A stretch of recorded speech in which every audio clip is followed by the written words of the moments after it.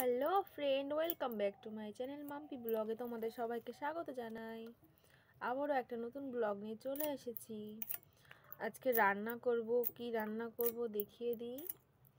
আজকে রান্না করব, দেখো, পেঁয়াজকালি ভাজা, যেটা রোজই হয়, মানে দুই একদিন বাদে বাদে হয়। পেঁয়াজকালি আলু দিয়ে ভাজা। আর এই যে সর্ষে ফুল, আমাদের ক্ষেতের আমার বাবা নিয়ে এসেছে। সর্ষে ফুল বাটা করব। আর কি করি, আর এই লাউটা তরকারি করব।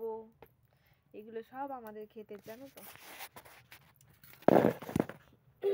আমরা আমাদের ক্ষেতের বেশিরভাগ তরি তরকারি খাই, তরি তরকারি লাগানো থাকে। সিম বলো, পটল বলো, সব কিছু আমাদের ক্ষেত। সর্ষা ক্ষেত, আর তারপরে ধান ক্ষেত, সব কিছুই আমাদের হয়। সেখান থেকে নিয়ে আসা হয়।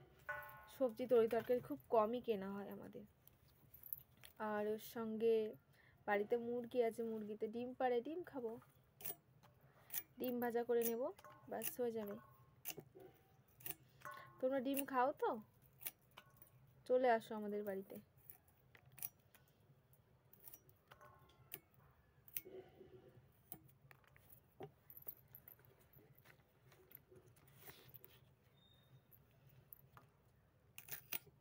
এখনো সবজি কাটা হয়নি বলে তাই রান্না হয়নি। এখন সবজি কাটবো আর রান্না করব। দেখো, আমি জাল ধরিয়েছি, উনুনে জাল ধরিয়েছি, রান্না হবে। এই হচ্ছে আজকের প্রিপারেশন রান্নার। এখন আমি স্নান করিনি, রান্না করে তাই স্নান করব।